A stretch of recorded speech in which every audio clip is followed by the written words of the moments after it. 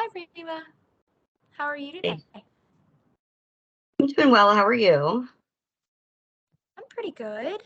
So I know that we've been working a lot on this process of EMDR, and last time we met, we started at the pre-prep EMDR. Have you had any feeling comes up about that in the past, month? Um, I don't believe so. Okay. So I know that we have talked a lot about the process of EMDR, and right now, today, we are trying to find the root of the problem and kind of address some areas that you have where maybe you feel a current frustration or limitation within yourself. Are you up for that today? Yes, absolutely. Okay. So, this area is an area where we're trying to find a current symptom, frustration, or limitation within your life that you have some sort of capacity of control over that, if you could change, would drastically change your life. Do you need Right. any examples, or are you kind of No, already? yeah. Is it something that if something that would be changed or that would make a difference in my life would just be being in a relationship again or having a significant other or some sort of partner because I'm at an age where I'm just very lonely and yeah. Okay. What do you think's been holding you back from that? Um, mm, I think not being able to trust other people.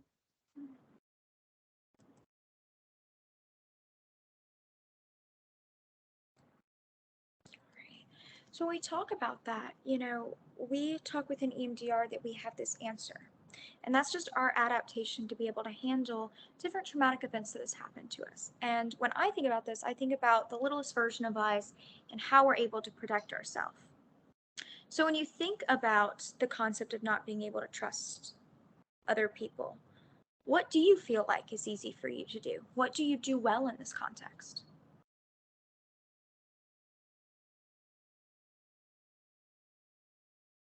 Um, I I'm able to handle everything by myself, and I do,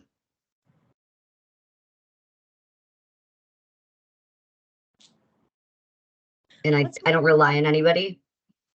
okay? What's more difficult, or what's, I'm sorry, what is more difficult for you to do then? If you're able to handle things by yourself, what feels a little bit more difficult for you to do? Within the context, Mm-hmm. um, let my guard down and allow other people to help.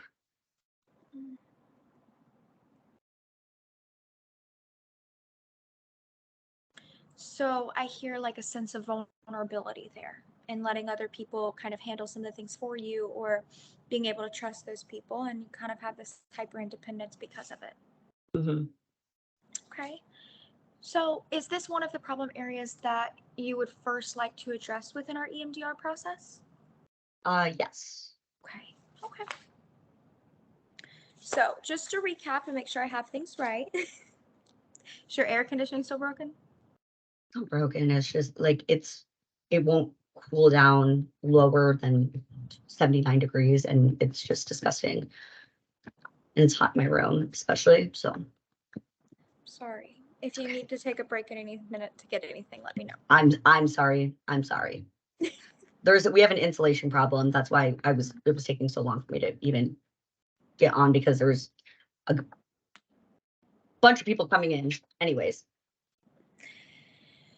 So, to recap that, to make sure I have that as accurate as possible for you, it sounds like your current limitation or frustration is really trusting other people. correct. Do you, what do you feel like you need that you're not getting because you're unable to trust other people?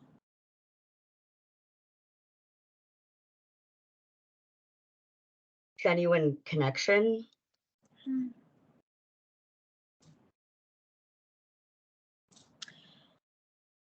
So, when is the last time that you had hope that this longing of genuine connection would be fulfilled and it didn't work out?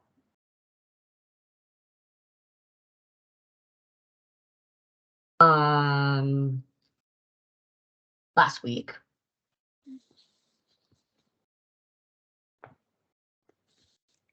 When is the last time you experienced this in work or a community setting? I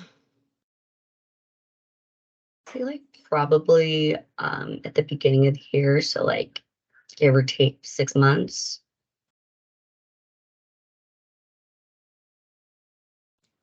When's the last time you experienced this socially or with friends?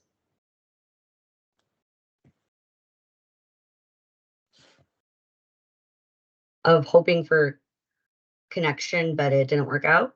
Yeah. Mhm.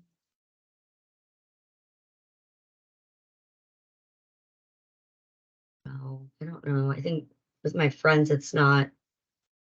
My friends, it's rare because it's yeah. I I don't know. I guess maybe like I really don't know. Like a year ago, just say a year ago. Do you have like a memory that pops up for you, or is it just kind of a general time frame? Um,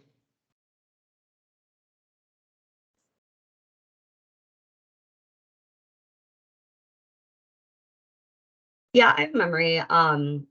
It was just with one of my really close friends. I was visiting home and was hoping and planning to see her, and um we don't see each other often, and something came up, so I didn't get to see her, and we don't really, we kind of just fell off with keeping in contact and communicating with each other because we're adults and we're busy. Like, so I get it. It's just that, yeah, I mean, it sucked.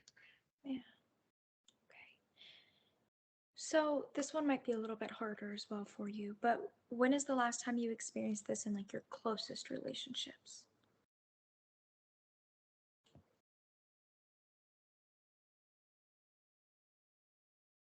Um, a couple months ago.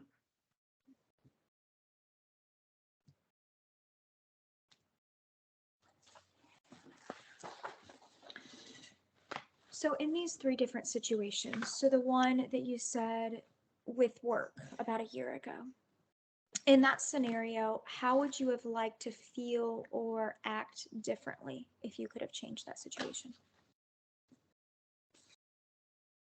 Um, I I would have been more confrontational and more communicative rather than being avoidant. Hmm. What about the one socially about a year ago with your friend from home? Um, I I would have made more of an effort to try to see her instead of just like accepting the fact or just saying whatever and being mad. Hmm. What about the one a couple months ago with your closest friend?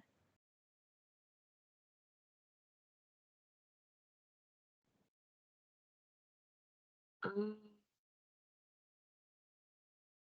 Closest friend or closest relationships? Oh, I'm sorry. I thought No, it it's was okay. I was just making sure. sure. Yeah, you're good. Um, I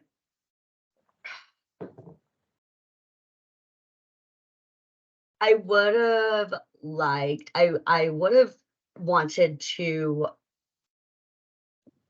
not react so emotionally.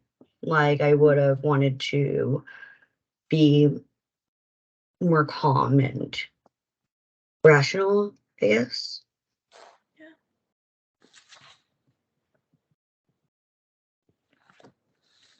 So I've noticed that this next part can be a little bit emotional for some people. So just let me know if you need to take a break or if there's anything that I can do to help you through this process, okay? So I think that was a fly just on my face. So when you bring up the worst part of this disturbance for you, so that desire for genuine connection, but that not happening, What words express the negative belief that you have about yourself now, even though you may logically know better?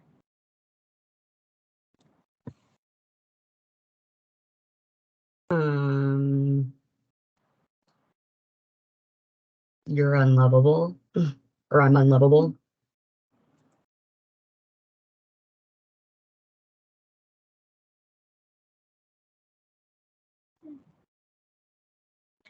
So here is where we really start to dive into some of those target memories. And so the idea in this, and I like to tell this to people, is try not to judge yourself for what comes up. Every little piece of the puzzle matters. So even if you think it may be insignificant, if it embodies this idea of how you felt, I am unlovable, it matters. You matter. Okay.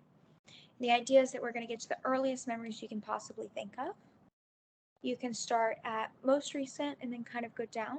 And I've noticed it kind of helps people bring up those memories over time.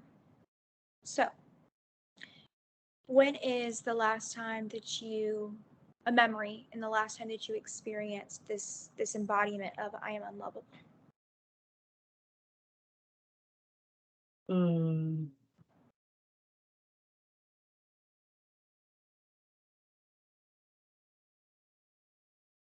mm, I mean, I'd say last week, but we did cover that. Or I say last week, but I guess before that. What was Um, last week? I'm so sorry. You just had said last week, so I didn't know if that was something that feels empowering to you to put in here. nah, I mean, not so much. I guess not. Never mind. Maybe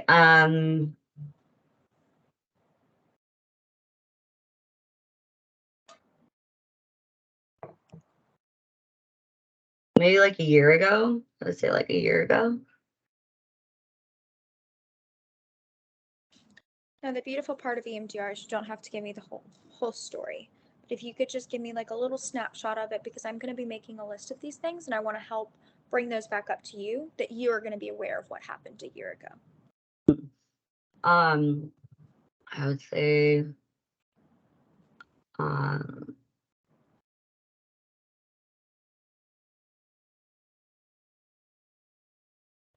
I'm sorry. I don't even know. I don't even huge blowout fight with mom. How old were you then? 28. What about a time before that? Mm,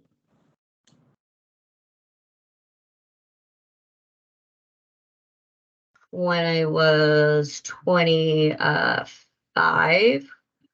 and like yeah, when I was 25 and me and my ex-boyfriend had broken up.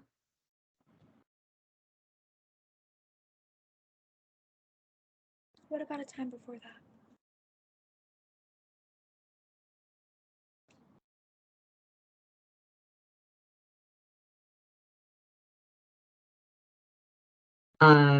When I was 20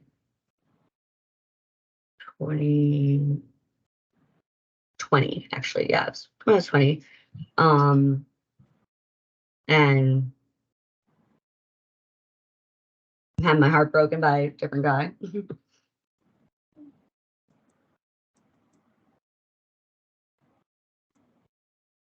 about a time before that?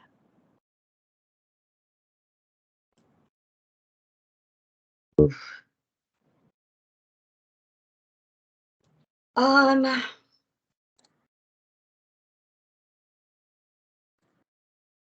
Probably when I was in high school, say like 14 years old or 15 years old. Yeah. That was um losing my virginity. uh Honestly. What about a time before that?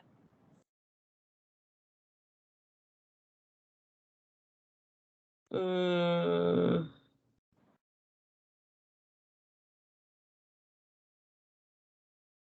probably when my dad left, like 10. I was 10.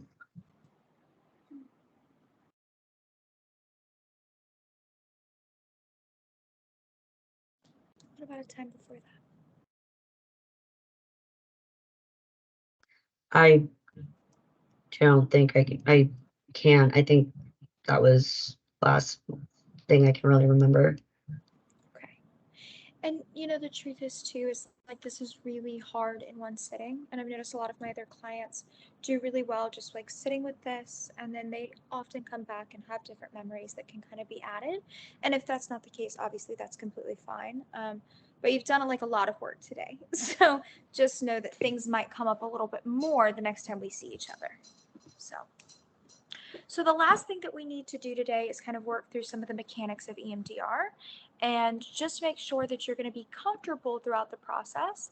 Now, this is to say some of these mechanics can be changed if you become uncomfortable, but I just want to make sure we have that down before we begin the reprocessing next time we talk. Mhm. Is that okay for you? Yeah. Okay.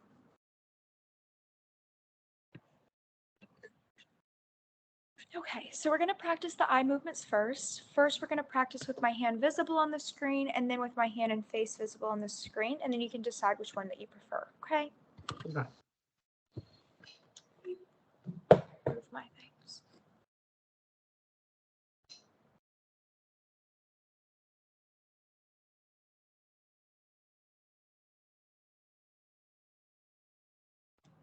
So we have that one. And then a lot of my clients prefer this one, so I'll show you this one as well, where I'm partially on the screen.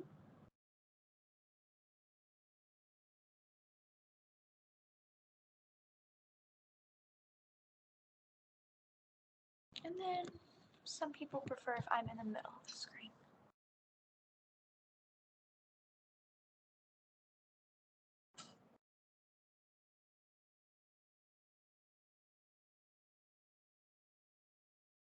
Which one do you prefer?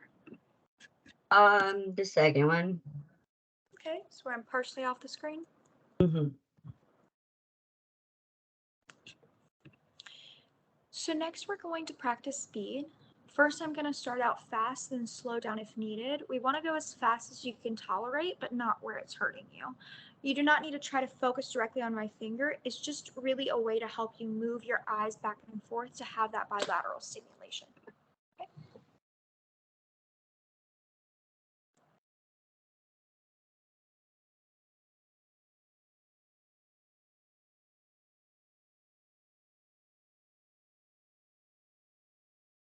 How does that speed feel for you?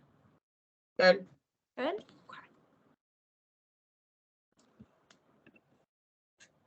So there's going to be times where a change of direction might be useful. So would it be okay if we practice diagonal movements? Sure.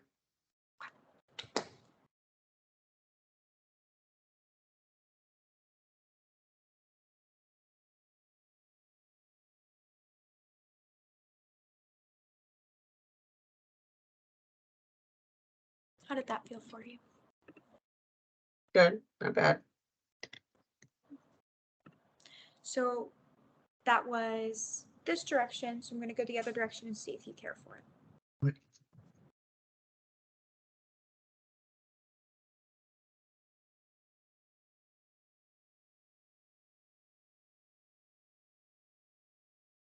How'd you feel about that? Actually like that way better. Yeah. So right to left.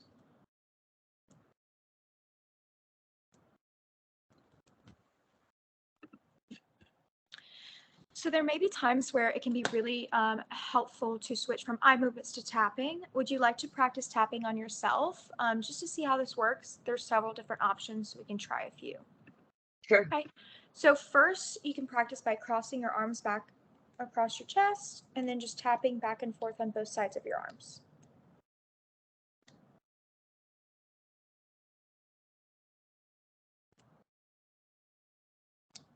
How does that feel for you? Good. Okay. So next, we can practice with your hands on your thighs or your knees and just tap back and forth and see how that feels for you.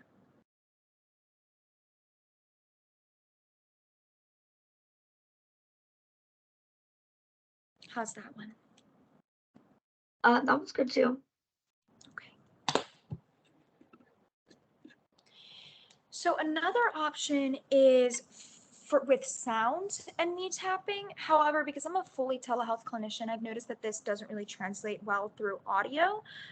One of our other options that I've kind of leaned into is bilateral stimulation through audio. So in the future, if that's something that you're kind of interested in, we can just definitely discuss more, just simply because sounds through the computer glitches and acts up and doesn't really work super well. Sure. Makes sense. So I'm going to read this little blurb to you to just kind of give you an idea and just see how you're feeling, okay? Sure. So the EMDR process is intended to bring balance to your system. I'm going to be asking you a lot of, well, I have been asking you a lot of questions with the intention of helping you find the root of the presenting issue. So we've discussed a lot of pretty disturbing memories that have been stored in your system. And through the original images, sounds, thoughts, and emotions and body sensations, that's how we begin to reprocess. So when these memories are activated in the present, it really may feel like an overreaction for you and in your body, but it's really just the inadequately processed memories that are being activated. As we go through this process, the best thing you can do for yourself is just notice your experience and give honest feedback. Really try to take away that judgment piece. You don't need to try to do anything with your thoughts. Just allow them to flow and allow them to come. I'm going to fully do the bilateral stimulation through fingers, and we're going to stop, and I'm just going to simply ask you what you're noticing. Sometimes it can feel kind of redundant. Just allowing yourself to go with it is the best option. When I ask, what are you noticing? You can just give me a screenshot about what you're experiencing. I don't need to know everything. Okay. Okay. So when we do the bilateral stimulation, it can be helpful to have a metaphor for people. So some people like to use the metaphor as you are watching the experience go by out of a window or a train, or like you're watching a movie on a TV and I'm hitting pause each time. So which of those metaphors do you tend to like? The train. The train one? Right. And, through this process, there might be a lot of emotions that come up. And if you would like to stop at any time, that's completely okay. Is there any kind of signal, like maybe raising your hand or the timeout signal, that would help me understand if you're ready to stop? Timeout signal. You're also just allowed to scream too, if that helps. Right. So I think we have everything set up for the next time we meet for reprocessing. Like I said, some memories might come up. That's completely okay. We can definitely discuss them before we go next time. And I would love to be able to do a closing exercise with you today if you're up for it. Sure. Okay. I don't have that clipboard. Give me 1 second. I'm going to grab it. Oh, well, you don't have to get it. I'm okay right now. We're supposed to do it. Oh, never mind. So I'm going to go grab the clipboard. Okay.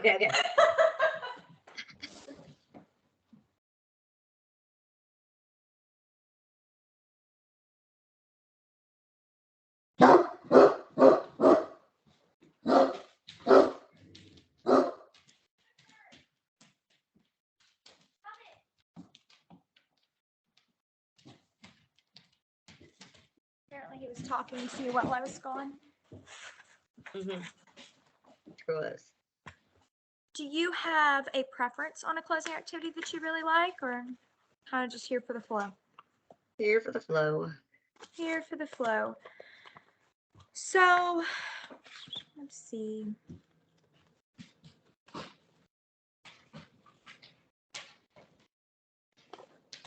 This is one of my favorite exercises to do. So let's go ahead and do this one. It's called the light string technique. So I would like you to go ahead and take a couple big deep breaths, maybe stretch out a little bit. Just try to be present in the moment. I'm going to ask you quite a few questions to help you describe an experience, and we'll go with that, okay? Okay. You're more than welcome to keep your eyes open or close them, whatever's going to help you really get into the experience.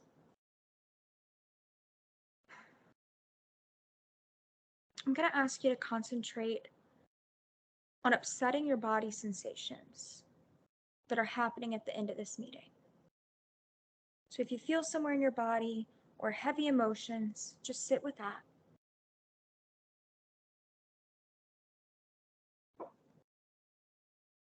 Notice that thing become tangible for you. If it had a shape, what would it be? A circle or a ball, I guess. And if it had a size, what would it be? Like this size, this size. If it had a color, what color would it be? Red. If it had a temperature, what temperature would it be? 150 degrees. Oh my God. Hot. If it had a texture, what would the texture be? Like rough, jaggedy, like a rock. And if it could make a sound, would that be a high-pitched or a low-pitched sound? Low pitched. So I just want you to imagine this sphere. Imagine it outside of your body and rotating in between our cameras, and it's just here and so tangible with all the description factors that you just put it into it. Just really notice it and sit in it for a second.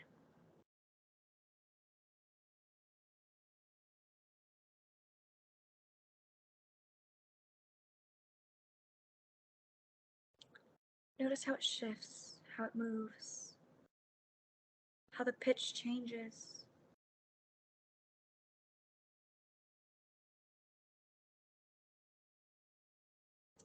Now I would like for you to imagine some healing light coming down from above, moving through the top of your head. And that healing light is directing itself directly into that shape.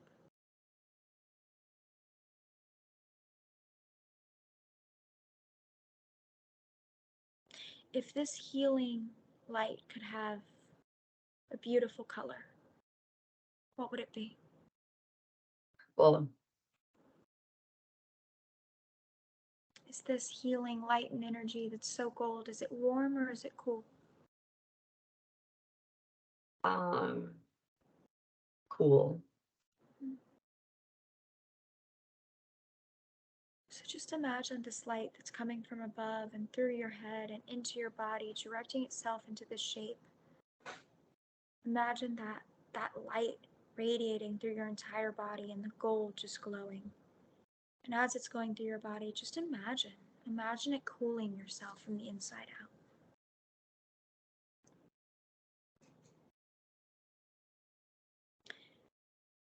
Notice how the shape shifts and changes. Notice how the light resonates and vibrates with it. Maybe it pierces in and around it. Just notice what happens to the shape.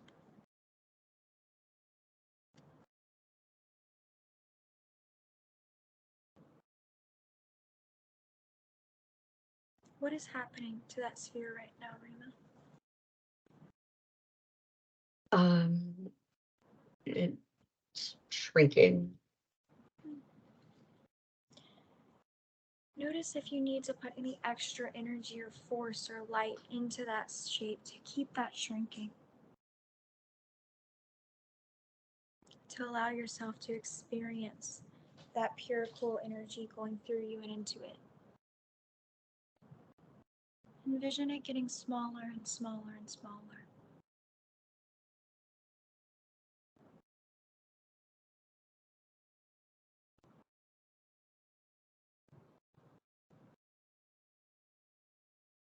How small is that sphere now? It's like gone. It's not even there anymore. So as that light has nowhere else to pour into, listen to your body and allow it to pour into different spaces of your body that needs it. It could be your hands and your feet, your neck and your back. Allow it to shift and move through your whole body, being filled with this healing energy and light.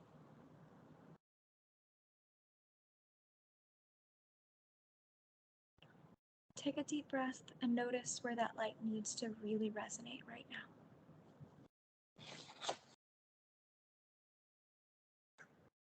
If there's any places that are a bit achy breaky, take deep breaths into that healing light.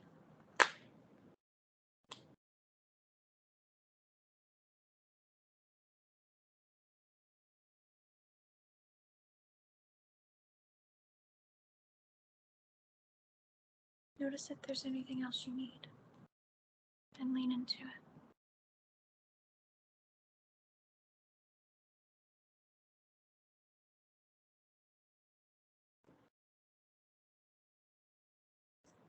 In a second, I'm going to count backwards from 5, but you can come back whenever you feel ready. 5, 4, 3, 2, 1.